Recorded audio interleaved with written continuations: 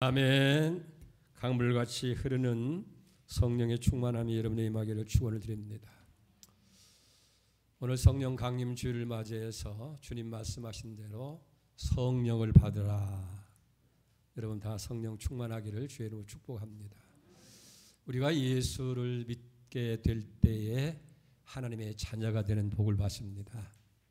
그래서 요한복음 1장 11절 말씀에 보면 영접하는 자 곧 그를 믿는 자에게는 하나님의 자녀가 되는 권세를 주셨으니.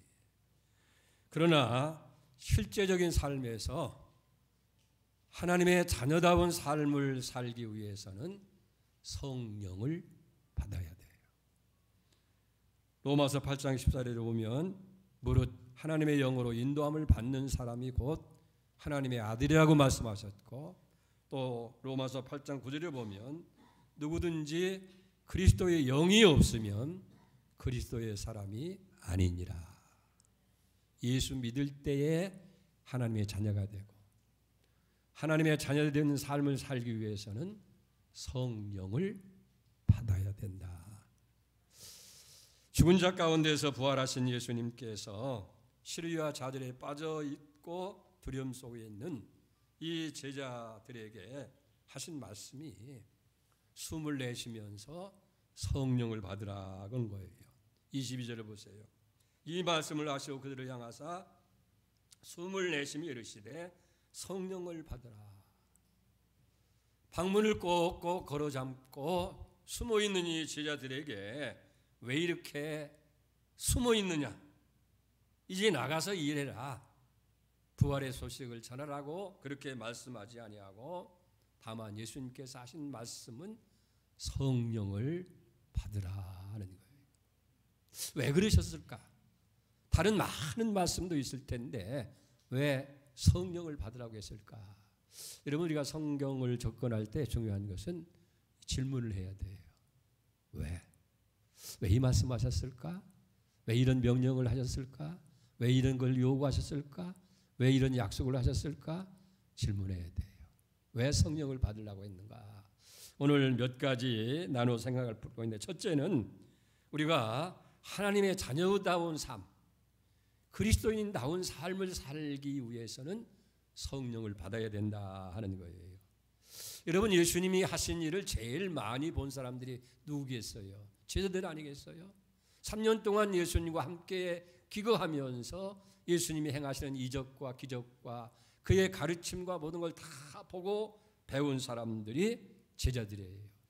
앉은 병이 일어나고 눈먼 자가 눈을 뜨게 되어지고 죽은 자가 살아나는 것도 보게 되어집니다. 자신들은 예수님을 위해서 모든 것을 버렸다라고 그렇게 다짐도 해보는 거예요. 어찌 보면 이만하면 예수님의 제자다운 모습을 갖추었다고 생각할 거 아닙니까? 근데 우리가 생각해봐요. 결정적인 순간에는 이 제자들이 제자다운 모습을 보이지 못하는 거예요. 예수님이 십자가에 못 박히게 될 때 어느 누구도 그 십자가에 함께 하지를 못한 거예요. 또 예수님께서 부활하셨지만은 부활하신 주님과 함께 하지도 못하고 오히려 문을 닫고 두려움 속에서 떨고 있는 모습을 보게 되어집니다. 예수님께서는 저들이 다 예수의 사람, 예수의 제자답기를 원하신 거예요. 그래서 제자로 부르신 겁니다. 그러나 부름을 받은 것만 가지고는 제자라고 할 수가 없다 하는 거예요. 또 제자로 훈련을 받았다고 해서 제자일 수가 없다는 거예요. 명목상으로는 제자가 되고 이름으로는 예수님의 또 하나님의 자녀라고 이야기를 할지는 모르지만은 실제로는 아니었다는 거예요. 그래서 참으로 제자다운 삶, 그리스도인다운 삶을 살기 위해서는 성령을 받아야 된다 하는 거예요. 만약 예수님께서 지금 이 자리에 오셨다고 한다면 우리에게 예수님께서 뭐라고 말씀하실까요? 복을 받아라, 기도해라, 충성해라, 성경을 많이 읽어라, 그렇게 하겠어요? 똑같이 성령을 받으라. 참으로 너희가 그리스도인다운 삶을 살기를 원한다면, 너희가 제자의 삶을 살기를 원하고 하나님의 자녀다운 삶을 살기 원한다고 하면 성령을 받아야 된다. 성령을 받으라고 그렇게 말씀하실 거예요. 그렇기 때문에 우리가 알아야 할 것이 있어요. 주님의 부르심을 받았다고 해도 예수님을 영접하지 못한 사람은 그리스도의 사람이 아니라는 거예요. 우리가 이 아침에 교회에 나왔다 할지라도 그리스도가 우리 가운데 거하지 아니하면 참된 그리스도인이라고 이야기할 수가 없게 되어집니다. 그러면 누가 그리스도인이겠어요? 예수 그리스도를 그 마음에 모신 사람, 영접한 사람인 줄로 믿습니다. 우리가 예수를 믿는다고 하는 것은 다른 게 아니에요. 예수님을 정말 나의 삶의 주인으로 영접하고 내 삶 속에 모신 것, 그게 예수를 믿는 것이라는 거예요. 어느 임종을 앞둔 성도가 한 분이 있는데 목사님께서 구원의 확신을 주기 위해서 이제 마지막 질문합니다. 성도님, 구원 받으셨습니까? 하나님 나라에 갈 확신이 있습니까? 라고 했더니 그분이 뭐라고 하느냐면, 안타깝게도 목사님, 이제야 제가 고백하는데 저는 아직도 담배를 끊지 못했고 술도 계속 마셨습니다. 근데 어떻게 제가 구원 받았겠습니까? 그렇게 대답을 하더라는 거예요. 이 얼마나 잘못된 생각이냐는 얘기예요. 내가 얼마나 교회를 다녔느냐고 하는 것도 아니고, 내가 하지 말아야 할 것을 했느냐, 해야 할 것을 하지 아니했느냐가 하는 것이 아니고, 내 마음속에 예수님을 모셨느냐, 내가 온전히 예수님을 내 삶의 주인으로 영접했느냐 하는 것이 중요하다는 거예요. 교회 생활을 아무리 오래 했다 할지라도 예수님을 그 마음속에 영접하지 않으면 그는 그리스도의 사람이 아니에요. 그는 구원받은 사람이 될 수가 없다는 거예요.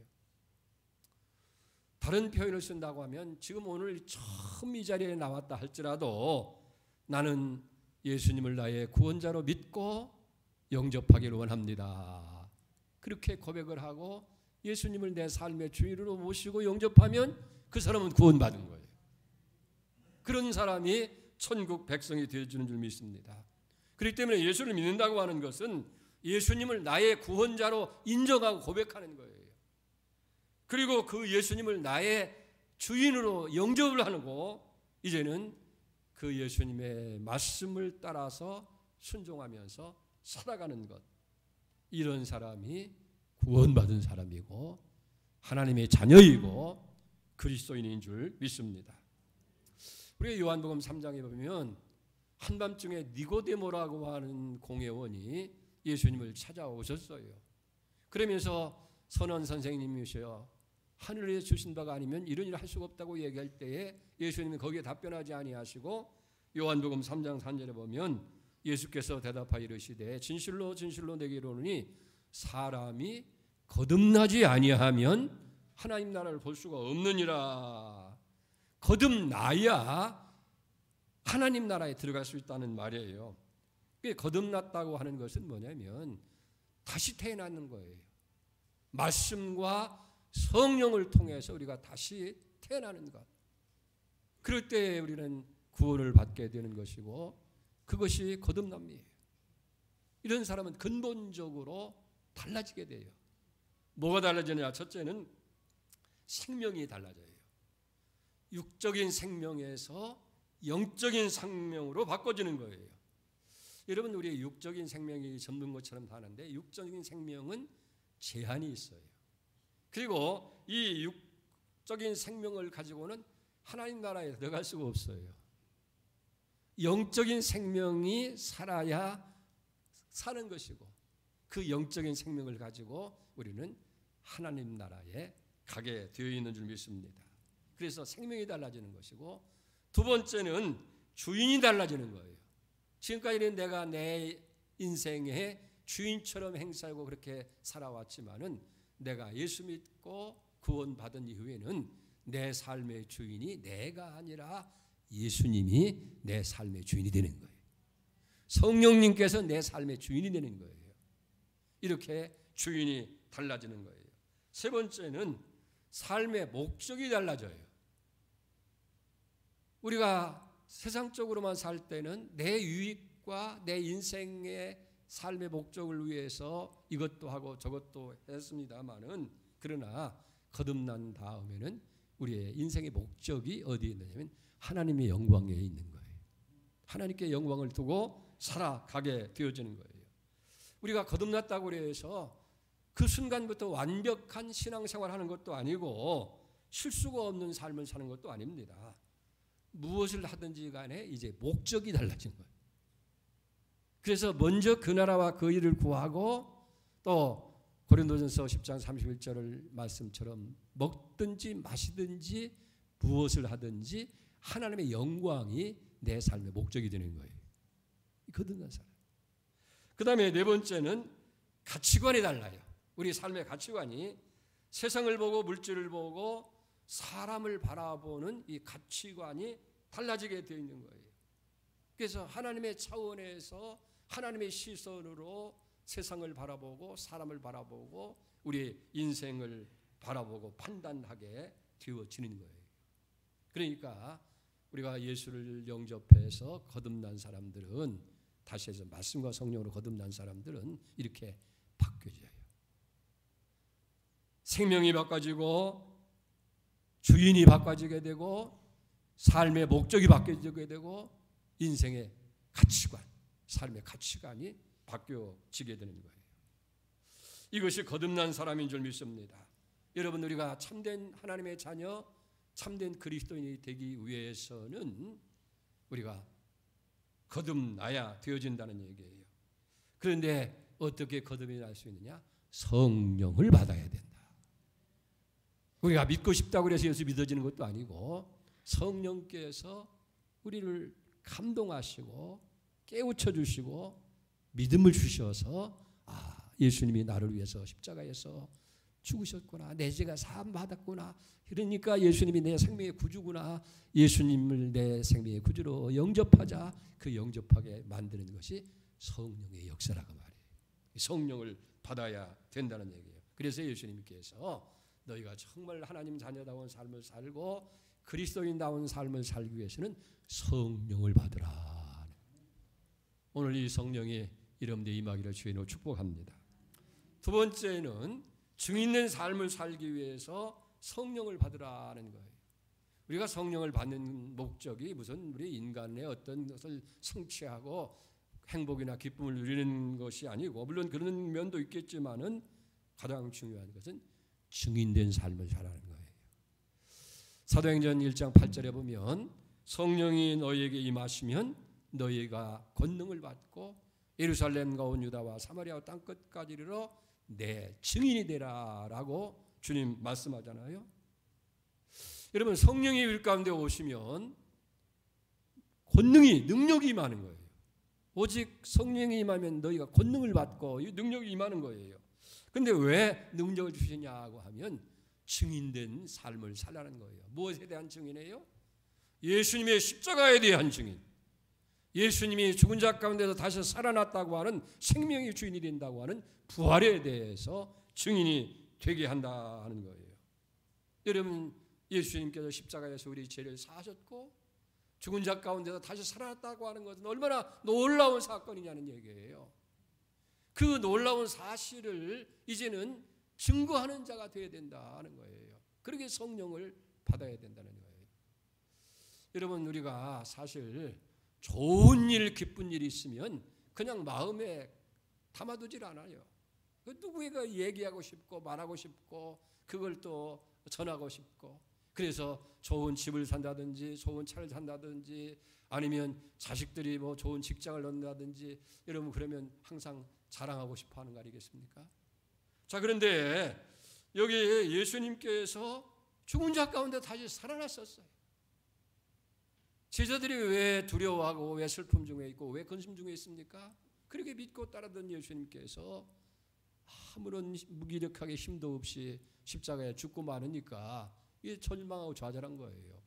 그런데 그분이 사흘 만에 다시 살아났다는 거예요. 얼마나 감격스러워 기쁜 일이라는 얘기예요. 그런데 이런 기쁜 일들을 저들이 전하지를 못하고 있다는 거예요. 여러분, 증인이 된다는 것 억지로 하라고 해서 되는 게 아니에요. 야, 전도해라, 선교해라. 얼마나 부담스러워요.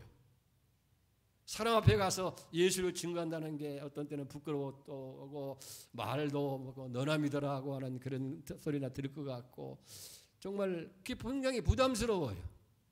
굉장히 힘들다고 느껴져요. 그런데 성령이 오시면, 성령이 우리 가운데 오시면 성령이 능력을 주어요. 간증할 수 있는 능력도 주고 전할 수 있는 능력도 주고 말할 수 있는 능력도 주고 이런 것들 다 준다 하는 거예요.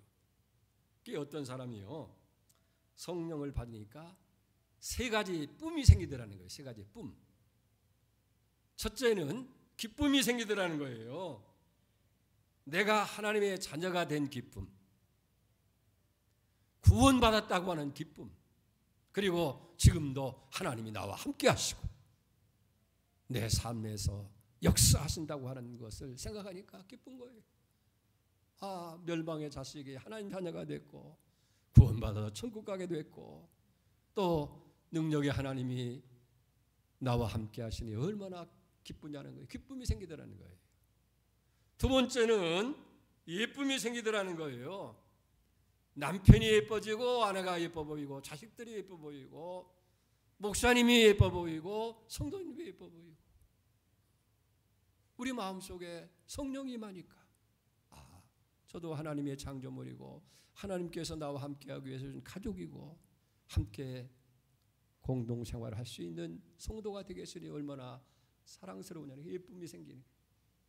세 번째는 바쁨이 생기더라는 거예요.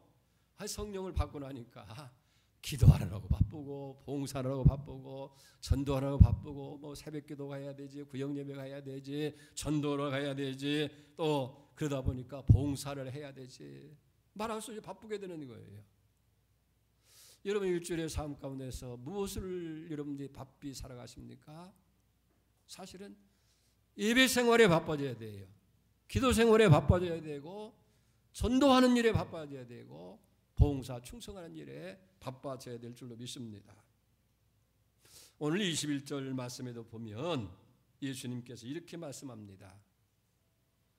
예수께서 또 이르시되 너희에게 평강이 있을지어다 아버지께서 나를 보내신 것 같이 나도 너희를 보내노라. 이건 선교의 명령이에요. 예수님께서 나도 이제는 너희를 보내서 너희로 하여금 선교하고 전도하게 한다는 거예요. 근데 여러분들이 전도라는 말과 선교라는 말 사이에서 좀 헷갈릴 때가 있어요. 다 같이 예수의 복음을 전하는 것인데 전도라고 하는 것은 같은 문화권, 같은 언어권에 살고 있는 사람에게 복음을 전하는 것을 전도라고 그렇게 하고 문화가 다르고 언어가 다른 타문화권에 있는 사람들에게 복음을 전하는 것을 선교라 합니다. 예수님께서는 어쨌든 같은 문화권에 있는 사람에게 전도하든지 문화권이 다른 사람들에게 복음을 전해서 선교를 하든지 이제는 선교하라 하는 거예요. 여러분 교회의 제일의 목적이 뭐냐고 하면 사실은 전도에 있는 거예요. 선교에 있는 거예요. 그래서 베드로도 베드로전서 2장 9절에 보면 그러나 너희는 택한 족속의 왕같은 제사장이요 거룩한 나라요 소유된 백성이니 이는 너희를 어두운 데서 불러내어 그의 귀한 빛에 들어가게 하신 이의 아름다운 덕을 선전하게 하려 하심이라. 예수님께서 우리를 부르셔 택하셨어요. 그러시고 왕같은 제사장, 거룩한 나라, 소유된 백성을 삼으신 이유가 어디 있느냐. 아, 우리가 그렇게 해서 존귀한 사람이고 대접받고 좀 행복하게 살라고 하는 그런 목적이 아니고 우리를 그 어두운 가운데서 이 저하들과 절망 가운데 불러내서 이 영광스러운 자리에 왕같은 제사장이 되고 거룩한 나라가 되고 소유된 백성이 되어지고 이런 것들을 전하게 하기 위해서. 아, 예수를 믿으니까 왕같은 제사장이 된 거야. 예수를 믿으니까 거룩한 백성이 되고 그의 소유가 되어지고 그의 도우심을 받는 사람이다. 이런 것을 선전하게 해요. 이게 교회에 세워주신 목적이요. 우리를 부르시고 택하신 목적이 바로 전도에 있다는 거예요. 그렇기 때문에 나중에 우리가 예수님 앞에 서게 되어질 때에, 하나님 앞에 서게 될 때 무엇을 물으시겠어요? 얼마만큼 충성 봉사했느냐, 헌금했느냐 하는 것도 있겠지만 중요한 것은 얼마만큼 전도에 힘썼느냐. 마침 오늘부터 이제 또 한 달 동안 열심히 한 생명 구원하는 축제를 갖는다는데, 여러분 또 열심히 전도하기를 축복합니다. 그런데 중요한 것은 전도라고 하는 것도 우리가 열의를 가지고 되는 게 아니에요. 내가 노력하려고 힘써서 되는 것이 아니라 성령을 받아야, 성령이 임하면 권능을 받게 될 때에 그 능력을 가지고 나가서 복음을 전할 수 있다는 거예요. 그래서 사도 바울은 고린도전서 2장 4절에 내 말과 내 전도함이 설득력 있는 지혜의 말로 하지 아니하고 다만 성령의 나타나심과 성령의 능력으로 하여라고 말씀하고 있습니다. 바울이 얼마나 공부를 많이 한 사람입니까? 얼마나 달변가입니까? 얼마나 지혜가 많은 사람입니까? 그러나 내 전도하고 전하는 말이 내 지혜의 말로 하지 아니하고 오직 성령이 나타나게 하시고 성령이 주시는 능력으로 했다. 이 성령을 받아야 된다고 말이에요. 성령이 우리에게 오시면 저절로 전도할 수 있게 되는 거예요. 그렇기 때문에 복음 전도자가 되게 하기 위해서 성령을 받으라. 뭐를 전가하는 거예요? 예수의 십자가와 예수의 부활. 이게 기독교의 복음의 핵심이에요. 예수의 십자가로 죄사함 받고 구원 받고, 이제는 성령으로 말미암아서 우리가 하나님의 자녀가 되어지고 거듭나서 천국 백성이 되어지는 삶을 살아가는 거 아니에요. 증거하는 거예요. 마지막 세 번째, 능력 있는 삶을 살라고 성령을 받으라 하는 거예요. 예수님이 십자가에 못 박혀 체포될 때 쟤들도 다 뿔뿔이 흩어졌어요. 3년 동안이나 예수님을 배우고 따르고 예수님의 기적과 능력을 다 보았습니다. 베드로 같은 사람은, 다른 사람은 다 버릴지라도 나는 절대로 주님 버리지 않겠습니다. 주님 결코 나쁜 일이 주님이 생기지 않도록 제가 책임지고 주님을 보호하겠습니다 라고 했던 베드로도 정작 예수님께서 체포되니까 두려워서 다 피하잖아요. 십자가에 못 박히는 현장에도 나타나지를 않았은 거예요. 자, 그렇다고 한다면 오늘 이 제자들에게 필요한 것이 뭐예요? 어떤 상황, 어떤 형편에서라도 복음을 가지고 찾아가고 또 복음을 위해서 말할 수 있는 용기, 힘이 이들에게 필요한 거예요. 그 필요심이 내가 결단하고 다짐한다고 해서 주어지는 것이 아니라 성령이 임하면, 성령이 오시면 권능이 임하고 그 권능이 말하게 하는 용기를 갖게 하고 그 권능으로 우리는 증인이 되어질 수가 있다 하는 거예요. 그렇다면 오늘 우리에게도 필요한 것이 성령이 주시는 능력인 줄 믿습니다. 성령이 주시는 능력을 가지고 힘들고 어려운 세상을 이기고, 여러분이 직장에서, 가정에서, 또 자녀들과의 삶 가운데서 여러분이 신앙생활에서 피곤하고 지친 것을 어디에서 그 동력을 힘을 얻을 수 있어요? 성령이 오시면 환경을 이깁니다. 성령이 오시면 내 모든 한계를 뛰어넘을 수가 있게 되어진다 하는 거예요. 그래서 예수님께서 누가복음 24장 49절에도 부활하신 다음에 제자들에게 하신 말씀이 뭐예요? 내가 아버지께 약속한 것을 너에게 보내겠다. 너희는 위로부터 능력이 입힐 때까지 예루살렘을 떠나지 말고 이 성에 머물라는 거예요.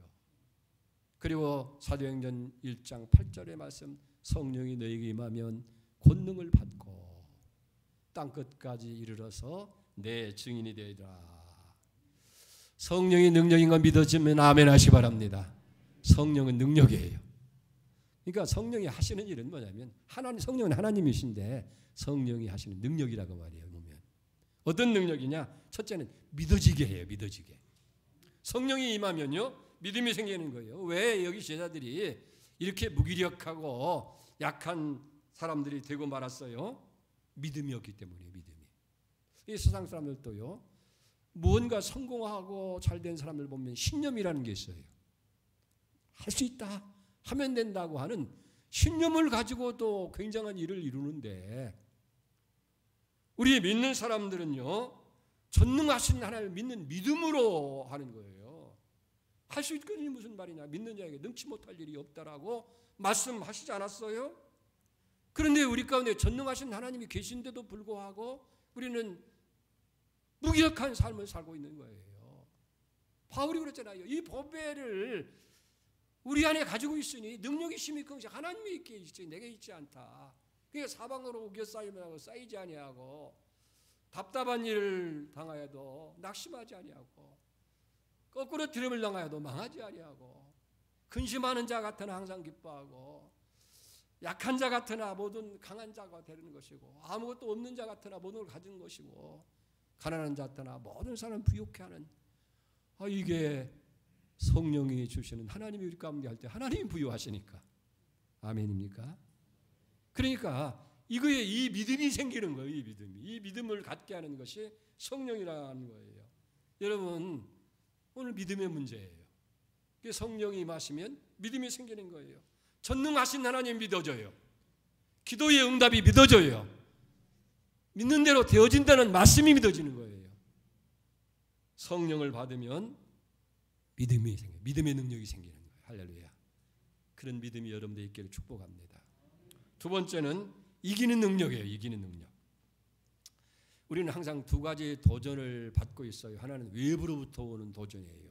외부로부터 오는 시험. 그래서 세상의 유혹이 있고, 이생의 자랑이라든지 안목의 정욕 같은 거예요. 이게 다 외부로부터 오는 거예요. 또 하나는 내 마음 속에 있는 이 부패성과 타락된 죄성으로부터 오는 유혹이에요. 그래서 그 타락된 욕심이라든지 욕망이라든지 그런 인간적인 그런 죄성에 대한 그런 탐심 같은 것들이 나를 얽매게 되는 거예요. 그런데 성령이 임하게 되면 다 이길 수 있다는 거예요. 외부로부터 와주는 그런 유혹이라든지 세상적인 그런 것이라든지 내 내부로부터 와주는 그런 욕심이나 탐심이라든지 이걸 이길 수 있는 것이 내 지혜나 내가 참는 데서 와주는 것이 아니라 성령이 주시는 이기는 능력으로 이길 수 있게 된다 하는 거예요. 그래서 바울은 내가 선한 싸움을 싸웠다고 했고 내게 능력 주시는 자로 말미암아 내가 승리했다라고 그렇게 고백하는 거예요.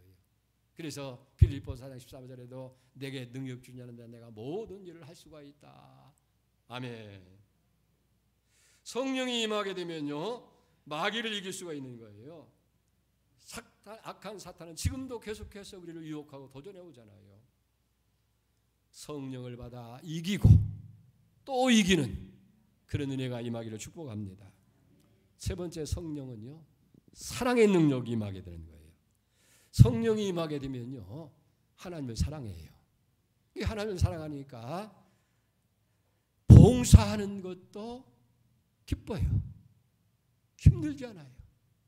오히려 감사하면서 살 수 있는 거예요.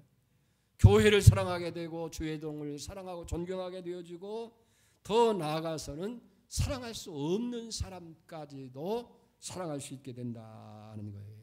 그렇기 때문에 부활하신 예수님께서는 다른 말씀하시지 아니하시고 제자를 향해서 숨을 내쉬면서 성령을 받아라, 성령을 받으라라고 그렇게 말씀하고 있는 것을 보게 됩니다.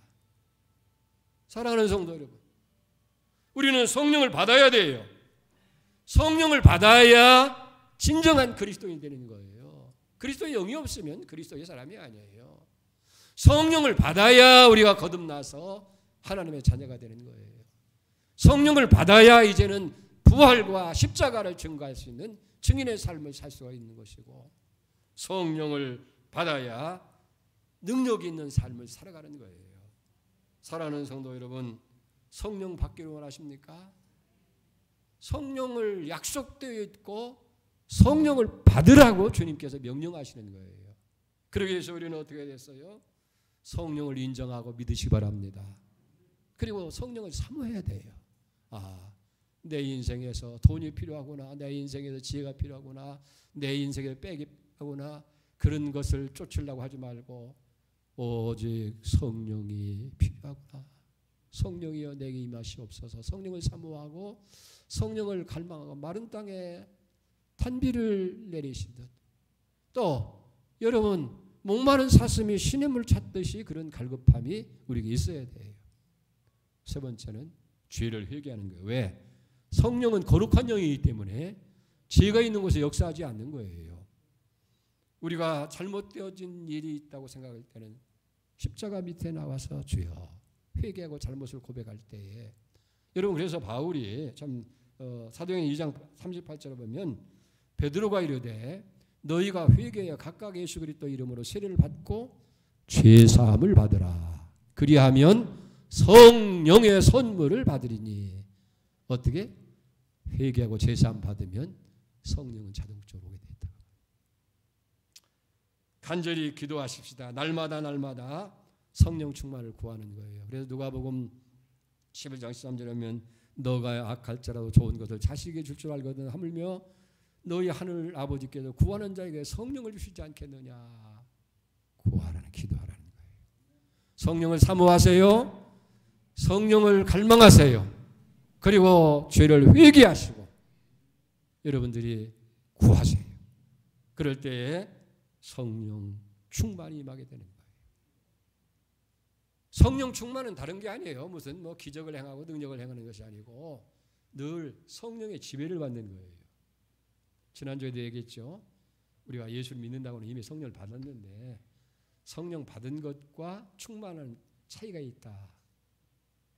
성령 받아서 우리는 다 거듭나도 자녀가 됐지만은 이제는 성령의 사람 되기 위해서는 늘 성령께 우리가 순종을 해야 돼요. 성령은 우리 가운데 오셔서 우리를 지배하기를 원해요. 그래서 맡기고 성령에 의지하고 성령이 이끄는 대로 우리가 순종해 나갈 때 점점 성령이 우리를 지배하는 그 분야가 넓어져요. 그래서 생각을 지배하고 마음을 지배하고 우리 행동이 다 성령 안에 살 때 그 사람이 성령 충만한 사람이에요. 그런 사람에게 능력이 임하는 거예요. 믿음이 생기게 되고 죄를 이기게 되어지고 또 증인되는 삶을 살아갈 수 있는 그런 삶이 살아가는 거예요. 오늘 예수님께서 성령 충만을 받아라. 믿어서 자녀가 되는 권세가 임합니다마는 자녀다운 삶을 살기 위해서는, 그리스도인다운 삶을 살면 성령을 받아야 돼요. 성령을 받아야 증인이 되는 거예요. 성령을 받아야 능력 있는 삶을 사는 거예요. 다 성령 충만을 구하고 성령 충만되기를 주의 이름으로 축복합니다. 하나님 아버지 감사합니다. 오순절 마가의 다락방에 임했던 그 성령의 충만함이 오늘 우리에게도 임하게 하여 주시옵소서. 그리스도의 영이 아니면 그리스도의 사람이 아니라고 했습니다. 이제 우리는 다 거듭나 하나님 자녀가 됐는데 자녀답게 살기 위해서는 성령님이 필요합니다. 우리 모두가 다 성령 충만한 삶을 살아가게 하여 주시옵소서. 그래서 참된 그리스도인이 되고 증인된 삶을 살고 능력 있는 삶을 살아가게 하여 주시옵소서. 예수님의 이름으로 기도 올렸습니다. 아멘.